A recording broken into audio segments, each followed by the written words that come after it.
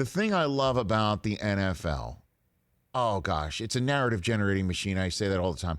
But I love about the NFL, of course, all sports has this or have it. But I just love the NFL has within it, just the possible. The possible is always possible, even when it seems impossible. That's the National Football League, whether it's game to game, quarter to quarter, snap to snap, or year to year. And then, even when the possible feels possible, when it's impossible, it is eventually impossible because the NFL is filled with all-time greats who just eventually put their foot down and say, no, not today. Just like Game of Thrones, not today. Right? And it all gets mixed together in a playoff weekend that, for the first time, had 6 games, 2 triple headers.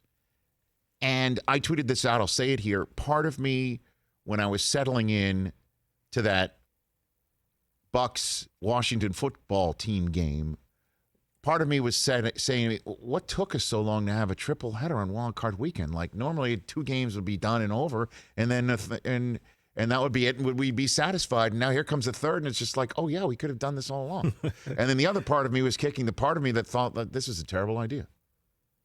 Amazing. Just great. And so it was a mixture, and the way it all came out in the wash. Next weekend will also be a mixture of the art of the possible. Even if you think it's impossible, it's definitely possible. And then some all-time greats mixed in to say this is not happening. This is a legacy moment for me. And I've got legacy moments coming out of my ears, but your legacy can always be improved in the NFL. Case in point, 43-year-old man, Tom Brady, going against Taylor Heineke, an Old Dominion quarterback who essentially was just a working stiff 6 weeks ago. The Washington football team says, hey, Taylor, you know what? We don't know what's going to happen in COVID-19 world. We've got a quarterback who we're hoping his leg can hold up, and another kid quarterback who we're hoping his brain can hold up, and we've already been down a quarterback. We need you. And all of a sudden, he's starting a playoff football game, and he's winging it around, and he's running around, and he is the personification of the Washington football team all year, which was to be hanging around in a game that feels out of reach. They made that an art form this year. And here comes Taylor Heineke, and every single time you think Brady's going to put the pedal to the metal, this game is still within reach, and Heineke, in a game that you think is going to be out of reach, play of the weekend. I really feel it was a play of the weekend where he's bottled up in the pocket. He buys time. Suddenly he's out of the pocket, and he's seeing that pylon. He's just saying, I'm gonna hit it with the Heineke. I'm going for it. And he hit the pylon, touchdown. And I, more than any other moment, there were tons of moments this weekend, got me off the couch. I'm like, oh, Taylor Heineke.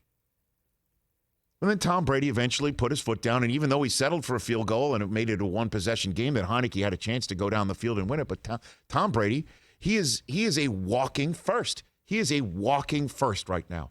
Every single snap he takes at age 43 is a first in the NFL. And then every single touchdown he throws and every single yard he throws for is going to be a first. Like, good luck. Anybody who wants to play if they're fortunate enough to play as long as he's played and as deep into his 40s as he's playing, good luck. He's a walking first.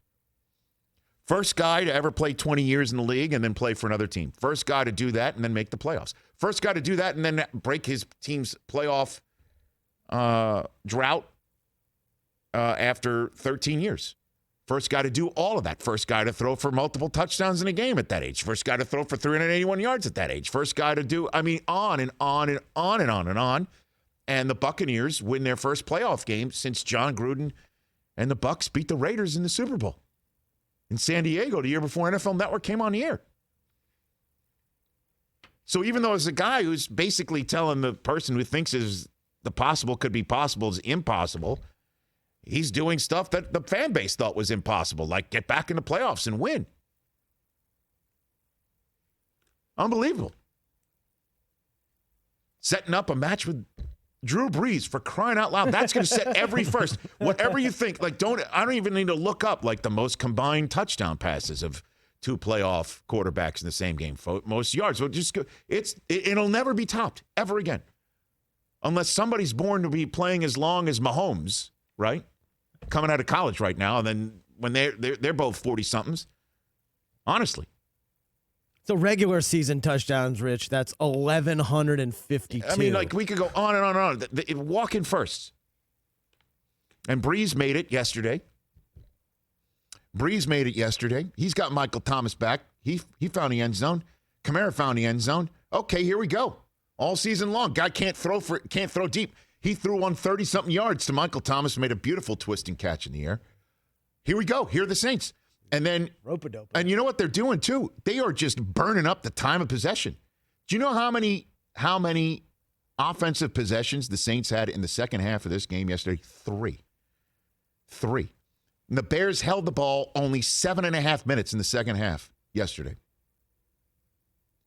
Because the defense is balling out. And I know everyone could carp on Trubisky, and he might have played his last game as a Chicago Bear. But that defense is no joke. And they are a full-on Super Bowl contender right now. No doubt about it. As the 2 seed.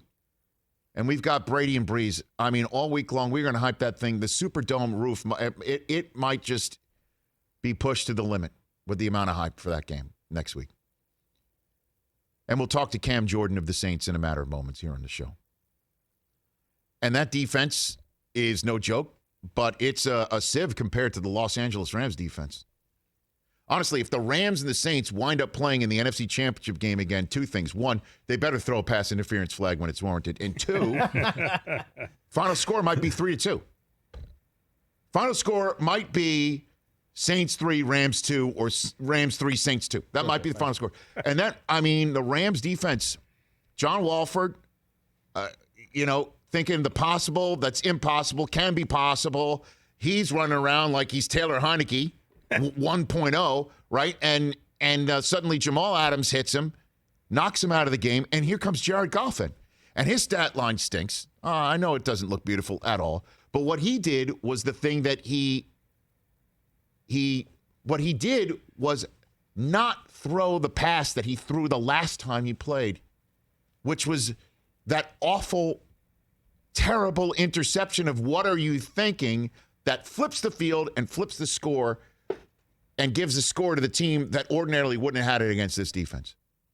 And Aaron Donald leaves the game. He's got, according to NFL Network, torn rib cartilage that should not keep him out of the next game, which is great because there's another Aaron on the field. And when he went out of the game, and we're showing the great Dr. Neil Elitrosh on the field right now, who got a lot of, who's the Rams team doctor, got a lot of FaceTime during the game. Also did Susie's knee. Just throwing that out there. Thanks, Dr. Elitrosh. He's dynamite. So, yeah, I know, right? But when Donald went out, the defense didn't skip a beat. I've never seen Russell Wilson look like that.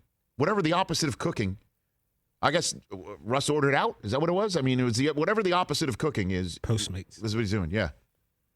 Or, well, it's over. They showed him the door. And Goff, thanks to Cam Akers and that offensive line with Andrew Whitworth returning with Cam Akers. So by the time Goff is pulling that play action in the fourth quarter after a brutal turnover, but forced by an opportunistic Rams special teams unit,